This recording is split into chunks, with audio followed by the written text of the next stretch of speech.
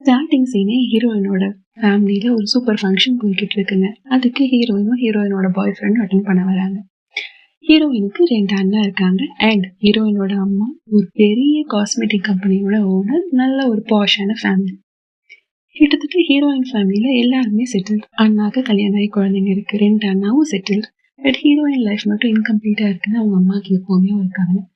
ஹீரோயினோட அம்மாவுக்கு terminal cancer இருக்கனால அவங்க சீக்கிரமா இறந்தும் போயிடுறாங்க. பட் அவங்க சாகிறதுக்கு முன்னாடி அவங்க பொண்ணுக்கு வச்ச ட்விஸ்ட் தான் இந்த கதையோட மொத்த ஒன் லைனரே. ஹீரோயின் லைஃப்பை எப்படியாவது செட்டில் பண்ணுக்காக அவங்க அம்மா வச்ச ட்விஸ்ட் தான் இது. அது என்ன ட்விஸ்ட்னு போக போக உங்களுக்கே தெரியும். ஹீரோயின் அம்மா இறக்கிறதுக்கு முன்னாடி ரொம்ப தெளிவா சூப்பரா ஒரு உயில் எழுதி வச்சுட்டு போயிருப்பாங்க. அந்த இப்போ ஹீரோயினுக்கு 2 அண்ணா அண்ட் ஹீரோயின் மொத்தம் 3 பசங்க. அந்த 2 அண்ணாக்கும் அண்ட் அண்ணாவோட வைஃபுங்களுக்கும் எல்லா சொத்தும் போகிற மாதிரியும் ஹீரோயினுக்கு ஒண்ணுமே இல்லாத மாதிரியும் அவங்க உயில எழுதி வச்சிருப்பாங்க. பட் அதுல ஒரு ட்விஸ்ட் இருக்கு.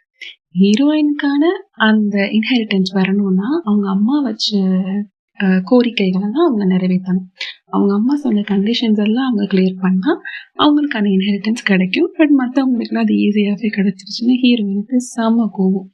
அந்த லாயர்கிட்ட போய் காய்ச்சி போச்சுன்னு கத்துவாங்க. அந்த லாயர் என்ன பண்ணுவாங்க, அவங்க திருப்பி சொல்லுவாங்க, உங்க அம்மா உங்களோட கெப்பாசிட்டி புரிஞ்சுதான் இந்த மாதிரி உங்களுக்கு கொடுத்துருக்காங்க.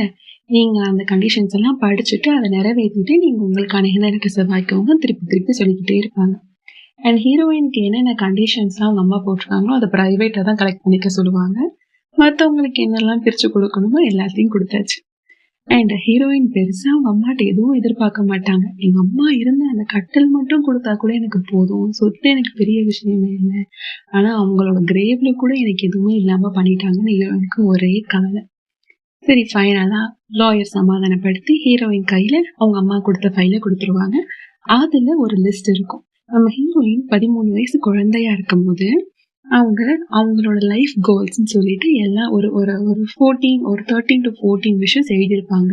நான் எழுதிட்டு அதை காத்த விட்டுருவாங்க. நம்மள மாதிரி சின்ன பசங்க எழுதி விட்டுட்டு போமே.